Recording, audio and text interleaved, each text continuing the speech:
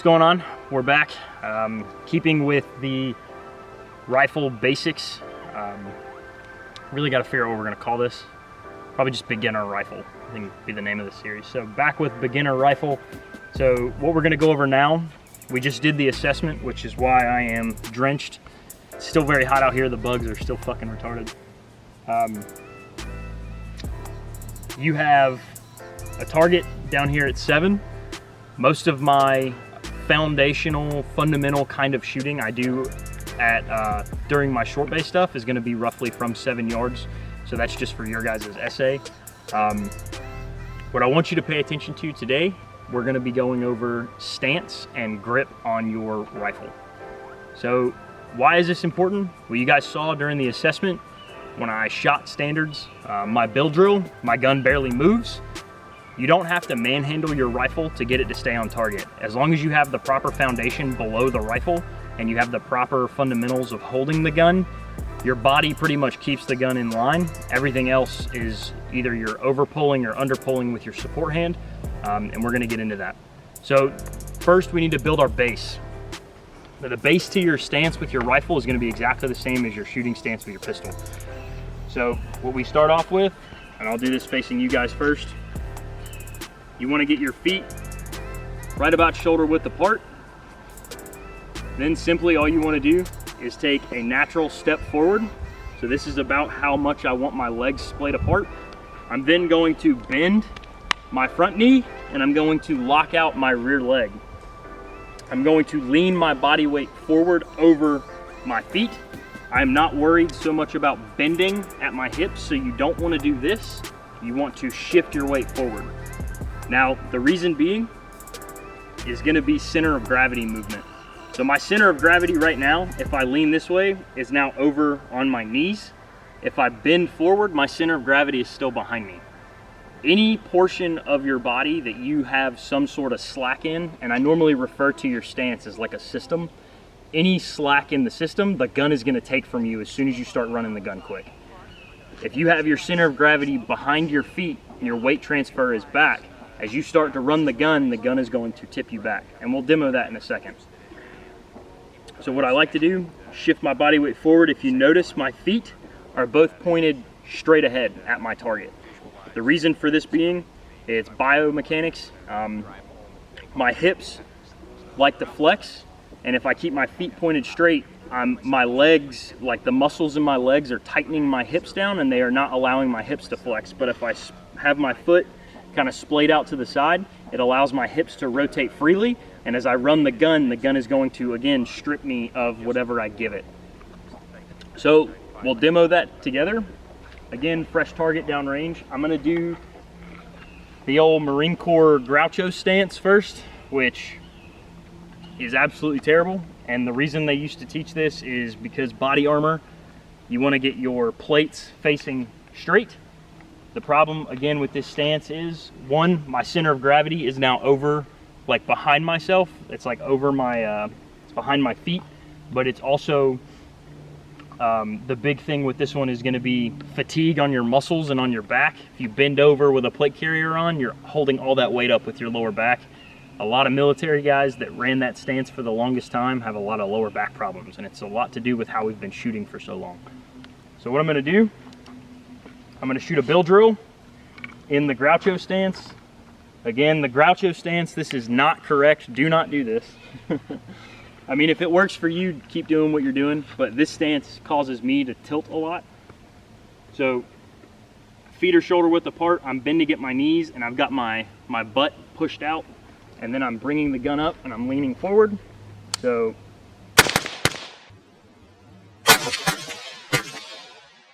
off as much as I want because I'm already starting to fall back. If I then get into my stance, but I have my foot canted off, the gun, you'll see it, is going to run to the right. So I'm not going to put any input into the gun, I'm just going to let the gun go where it wants. So the gun started to trace off to the right, as you saw. We go down to the target, we'll see what happened. So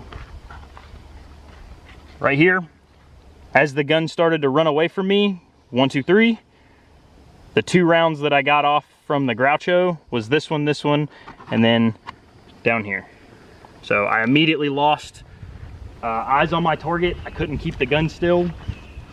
My position was really bad. The gun ran away from me, and that is a big problem that you'll see with people that just don't have a lot of coaching with shooting. Your foundation and your stance is going to be 80% of everything you're doing. So get into that good stance. Front leg bent, back leg straight, feet directly facing the target. Now let's talk about grip. So my support hand grip, what I want to do is I want to go out to a comfortable position so my arm normally and generally stays bent like this. I don't want to reach out as far as I can, locking my arm, because I'll get fatigued this way. I want a natural bend in my arm. I am not pulling the gun into me super hard, and I'm also not pushing the gun back onto the target. All I'm doing with this hand is holding the gun up. I'm not jerking the gun down, pulling it up. I'm just holding the gun where it is on target. This hand is a very light grip around the pistol grip, which allows me to function my trigger a lot better. If you squeeze your hand as tight as you can and then you try to pull the trigger, you'll feel the stress in your trigger finger. You want to have a loose grip on your pistol grip, which allows you to run your trigger faster. Another thing, when you fire your gun, finger placement on the trigger, people get really into this. I personally don't care, but for me, whenever I place my finger on the trigger, I'll show it from here, I set my finger just behind this first pad, and I kind of wrap around here, and that's how I can run the gun quickly. If I want to take a precision shot, I'll slide my finger away and almost like touch a button. Some people like to do, you know, just the tip of the finger, the second pad, the first note, like, it doesn't matter. Whatever position your finger needs to be in for you to pull a trigger straight to the rear. A way you can test to figure this out is you take a marker, you lay the marker over your hand like this, and wherever your finger needs to be to pull the marker straight to the rear, so right here, this is where I normally pull my trigger, straight back. If I put it on the tip, it kind of kicked out to the right, so I like to keep it here, straight back. Okay, so that's something you can do at home. Try to figure out where you like to place your finger, and then just work on consistency when you're dry firing of actually getting into your stance. So again, you pay attention to how your body feels, you do your up drill, check your stance, make sure everything's good. You might have noticed when I was going through standards, I always dropped my gun, took a deep breath, made sure everything was still where I wanted it, moved my feet if I didn't like where the drill had me, and then I shot it again. That's just to ensure that I'm always getting that consistency in my training to where I know what right is gonna feel like. So you can dry fire that, you can do it live. These are just things that'll help you build that good stance and consistency when you're pulling the trigger. So, I'm gonna do a bill drill now. Good stance one more time, just to reiterate. Front leg bent, back leg straight, feet facing the target. I am shifting my body weight forward as if I'm trying to push against a car. Support hand is doing nothing, just holding the gun up. Ow, I got hit in the nose. You okay? Yeah. Okay. Oh my god. Yep. Okay, so good stance, bill drill.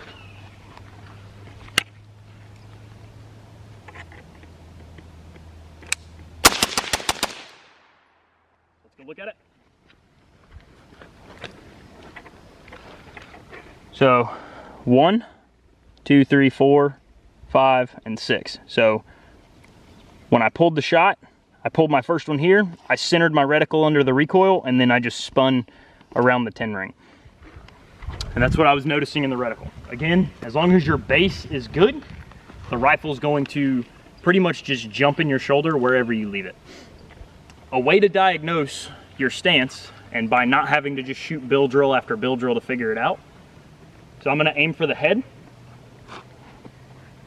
What I want you guys to do is you get in your stance. So again, I check everything. I'm going to pull the trigger, and then I'm gonna watch the reticle, and I'm just gonna let the gun settle where it wants. So my gun, I pulled, and it settled a little bit high and to the right. probably, I guarantee I probably wasn't leaning far enough forward. I was probably standing a little bit more upright. So let me lean forward again. All right, here we go. Settled exactly back to where I was aiming. So you can do that if your feet are splayed out. You fire that one round. Notice how it kind of kicked this way? I don't know if you guys can see that. You want to come over here? Yeah, I'm not going on the side. Probably pretty smart. You can bring in close. I want them to be able to see. So I'm going to let you guys see the gun. I'm going to have that foot, I'm going to kick that foot open a little bit. I'm high and to the right. I don't know if you saw it on the camera, but as the reticle went, I went high and up to the right, and I settled high and to the right. If I fix my feet, settled right back to where I was aiming. Now we do 2 shots. So if we want to go look at these. So these were my last 2 shots right here. So center and a little bit high into the left. Just going to start spinning pretty much in this area. Let me mark this, and then I'm going to shoot one more.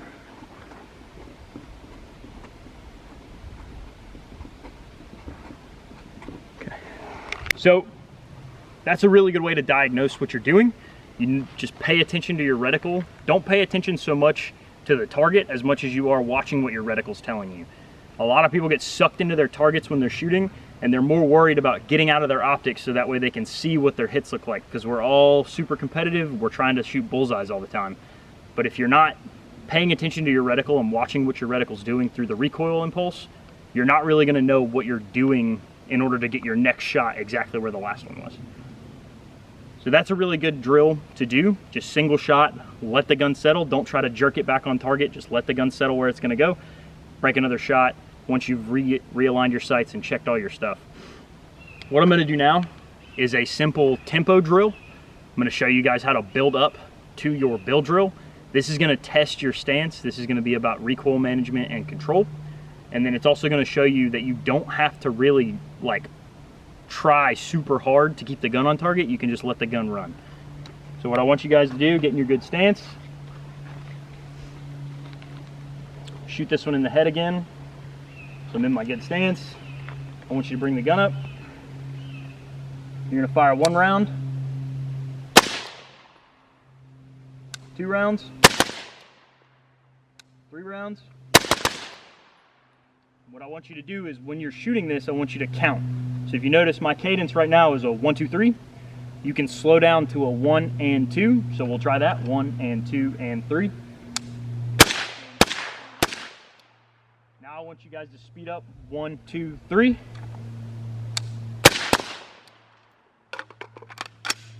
So 1, 2, 3.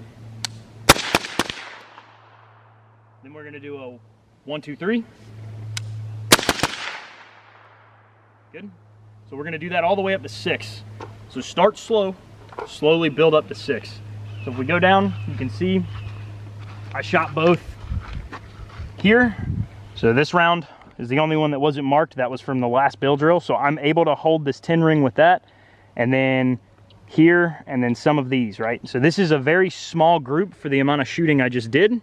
It's not to brag, it's just to show you my gun's not moving as long as my foundation is good. So now what I'm gonna do, I'm gonna step back. I'm gonna count it out. 1 and 2 and 3. Do 1 cadence kind of slow, and then I'll do a fast cadence all to the head, and we'll go down and we'll check the heads. So, let me make sure I got enough ammo for that. Yep. So a build drill, 1 and 2 and 3 and 4.